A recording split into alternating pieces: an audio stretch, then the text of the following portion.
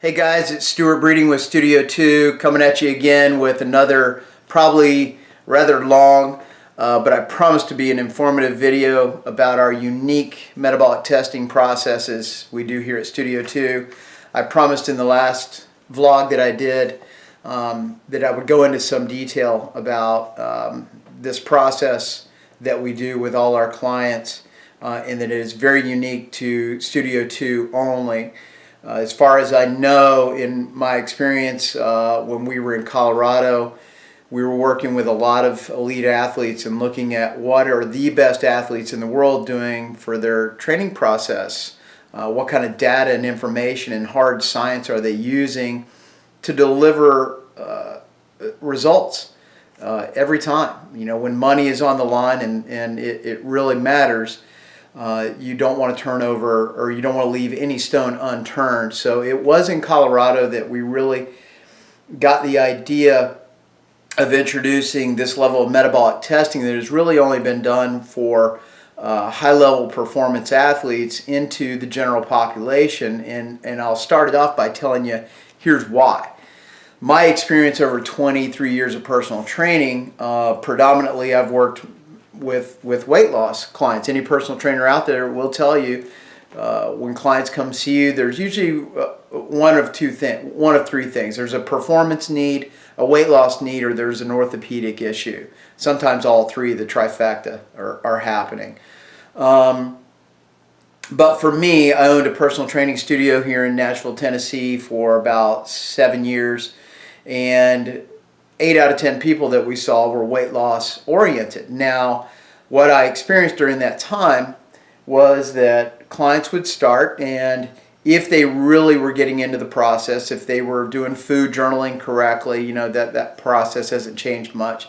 If they were coming in and doing classes and I could trust they were doing cardio, for about the first 8, 10, 12 weeks we saw results. Now, I want to talk really quickly, I'm skipping around, I know, but about the anomaly, the 10% of the population, not even, maybe 2% of the population out there, and we all know them, people that can eat whatever they want, pizzas, hot dogs, knock it out, they train whenever they want, as hard as they want, and they just either always get results or they just stay the same. We know those people, but we're not interested in them today. We're looking at everybody else, the rest of us that can't do that.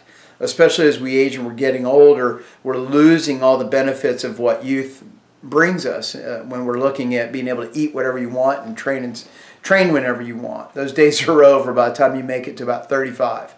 Things are changing rapidly. So anyway, my experience was some people we were getting results. Everybody the first 8, 10 weeks, they were getting all these changes. It was great. And then after that, either they were gaining it back very quickly, or they were just flatlined.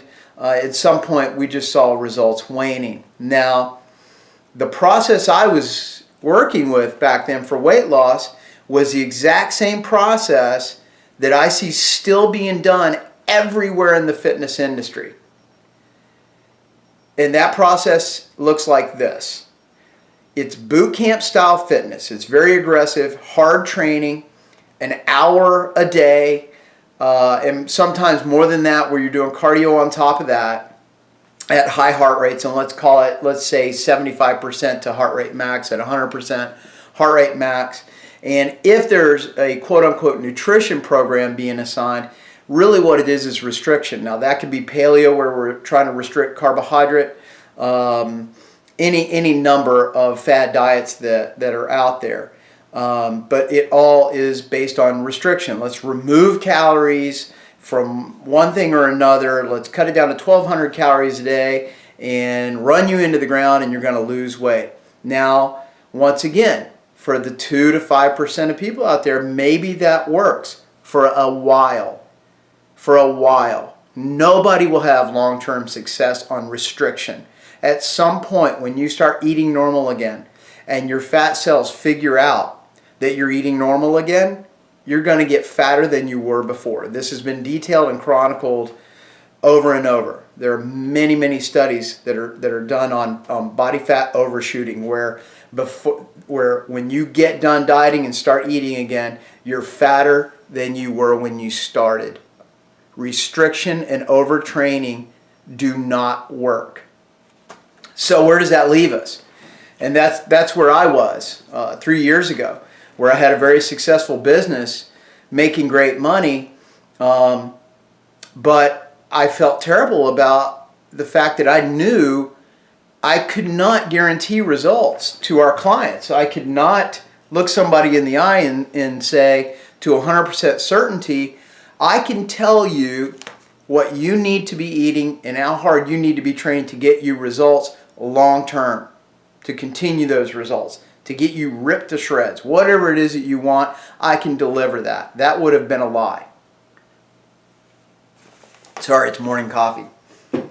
So this was at the heart of why we went to Colorado. I wanted to spend a lot of time looking at what are the best athletes in the world doing. And I've had a long history in Colorado, a lot of friends that are athletes, and we're just connected to that community. So that's exactly what we did. We spent 2 years in Colorado looking, searching, turning over every stone and looking at what are the best athletes in the world doing for fitness and nutrition. What are the techniques that are out there? And one thing I saw that was certain was every single athlete or group of every coach, let's say, that was training a group of athletes, whether it be endurance training or strength training, MMA, whatever, they were doing VO2 testing. Every one of these athletes was doing VO2 testing. Now, VO2 testing is really nothing new to the fitness world or the competitive fitness world. It's probably been around about 15 years. And we've probably all seen videos of athletes running with the mask on and the tube and they're on the treadmill or a bike. Now, for an athlete, a performance athlete like a Lance Armstrong, they need to know how their body is responding. If you remember the last video I did, I was talking about two main fuel sources the body is utilizing for exercise. One is fat and the other is sugar. Now at lower heart rates, we're taught that that's the fat burning zone. So there's a school of thought that says walk on the treadmill at 65% heart rate max, that's where you're burning the most fat, so that's what you should do. Then on the other side of that, there's all this technology coming out talking about HIIT training, or I'm sorry, all the science coming out talking about HIIT training and the benefits of HIIT training and how it burns 5 times as much fat and does all this, and it's amazing, right? So at the high end of the spectrum, we're burning sugars. So from a VO2 standpoint, every athlete wants to look at that and they want to see, number one, how is my body utilizing oxygen? How am I utilizing oxygen? And I can use this as a scale to judge if my training is going well or it's not. I should be getting better as time goes. My VO2 should be increasing. The efficiency of oxygen being used in the body makes me a better athlete, is what it comes down to. So for us, for people in the general fitness that are looking for weight loss, we're really not interested in having a VO2 conversation. I don't go out and tell people what my VO2 is. It's not something that means something to me. I do endurance events like the Tough Mudder and stuff like that, but I don't look at my VO2. I'm not interested in that. But what we are interested in is how is my body metabolizing fat, if at all. So I want to take you back a little bit and talk about those two fuel systems. The body is burning fat or the body is burning sugar.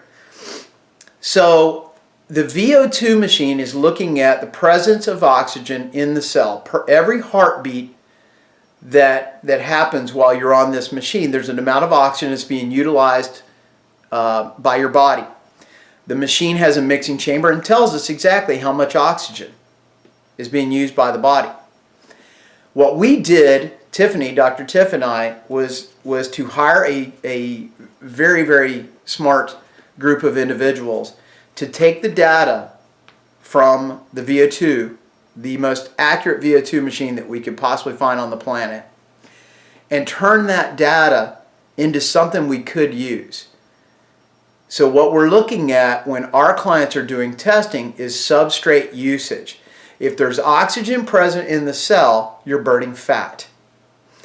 If there's no oxygen present in the cell, you're burning sugar. It's just, that's how it works. Now there's data along the way. Once the client starts walking, or if they're biking, they can do the test either on a treadmill or a spin bike. It doesn't matter, but basically once we go from low intensity, and I'll show you some diagrams here in a second, once we go from low intensity, we're burning more fat, and a higher intensity, we're burning more sugars.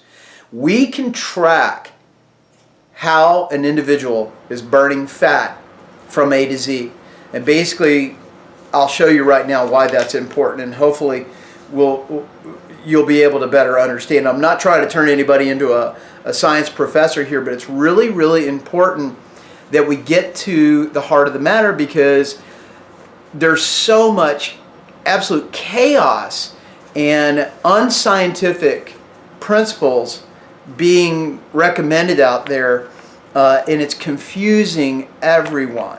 So understanding at least some base science about how your body is metabolizing fats is really important. So I'm going to show you a graph right now. This is one of our clients' tests that happened a couple of weeks ago. So I'm going to try to orient you to this graph, and this is basically what I was talking about, what we have done at Studio 2 to basically turn this into how does your body metabolize fats and sugars. So if you look at the diagram there, and I'll orient you from left, on the bottom you'll see 100 to 200. Now that is the heart rate of the client. That is that is basically where we're tracking the heart rate of the client doing the test. And then going up the right side from 0 to 100, that's percentage. Now if you go top to bottom, you'll see on the left side the big word fat, and then on top of that sugar. So we're basically splitting this graph. Fats on the bottom, sugars are on top. So if you see the black line, that is the individual. That is the client doing the test. And from the left, that's the client starting at a heartbeat of about 100, okay? Starting at a heartbeat of about 100, walking on the treadmill, and as you see the line progress through those 4 heart rate zones, all the way down to a heart rate of about 163, that's anaerobic threshold. And I'll show you another graph that'll help you understand here in a little bit. So if you look at on the right side, when that person is walking at a heartbeat of, let's say, 125, they're metabolizing about 70% of their fuel sources from fat and 30% from sugar. So you'll see, oh, okay, that makes a lot of sense. That's the fat burning zone. Now if you contrast that 125 at the beginning of the purple zone to the far end of the spectrum there at orange at 162, where he's all the way down and he's burning 0% body fat, 100% sugar, that's called anaerobic threshold. At that point, there's no oxygen present in the cell any longer, and we're burning 100% sugar. A better athlete or a more conditioned athlete can stay in this zone longer than an unconditioned athlete. Both are very important. Fat metabolism and sugar metabolism are both very important. So if we look at what this chart is giving us, we can clearly see the different heart rate zones where the client is burning really good high fats and also a decent amount of calories. For instance, at that 125, I know for a fact because the machine tells us exactly how many calories that client is burning at a heart rate of 125 and exactly how many calories that client is burning at a heart rate of 162. So not only can we give this person the most accurate data and recommendations for his low intensity interval training days and his high intensity interval training days, we use that information and gather information from the client as to how hard they're training, how often, what's the intensity levels, and that's what we factor our nutrition program on. We know their accurate RMR because, once again, we have a test for it, and it tells us exactly how many calories this person is burning at rest And then we can also use this information to see how many calories the client is burning while they're exercising. So we know to 100% certainty how many calories it takes for this person to just sustain their lean muscle mass if they're exercising on a daily basis. So why is this important? Why do we need to know this information? A couple of reasons. One is, if we look at, once again, let's say this person is doing this boot camp style activity. They're doing this boot camp style training. So their heart rates, and let's say it's this person. So if their heart rates are averaging 155 to 160, this person is burning less than 10% of their fuel sources from fat. Now we know EPOC will create more fat burning throughout the remainder of the day, but it won't account for more than maybe 15% of total calories burned. So if this person burns 1,000 calories during that hour, maybe another 150 are burned the remainder of the day from fats. Okay? They're burning a lot of calories, but a lot of calories are coming from sugar. So if we look at the opposite end of that, if this person just sat there and exercised at 125 for an hour, they're burning a lot of calories from fat, but they're not burning a lot of total calories. What we need to do is understand the benefits of training both low intensity intervals and high intensity intervals, and what kind of stress it's causing the client on top of the stress that they already have in daily life, and give them a recipe of fitness, an intensity level that doesn't send the body into shock and create self-defense mechanisms, cortisol levels to rise, where fat metabolism all but stops.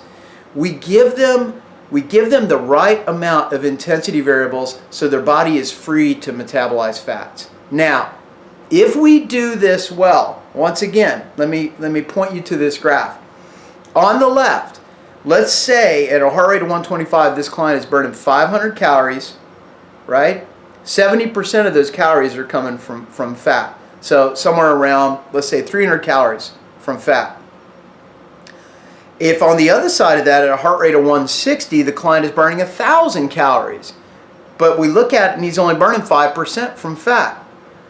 What if we could get this client to burn 70% of their calories from fat at a heart rate of 160, where they're burning 1,000 calories, where they're burning 700 calories from fat? What if we could do this? Well, we can. We can do this. And it's the heart of how somebody like a Lance Armstrong, like I was talking in my previous video, where Lance and I are in a race, and by the time we get halfway into the race, because I've spent all my time training at high intensity zones where I'm really, really good at sugar burning, but I'm not so good at fat metabolism, Lance is going to kill me. Lance, right before he hits anaerobic threshold, is probably burning 80% fat to my 20.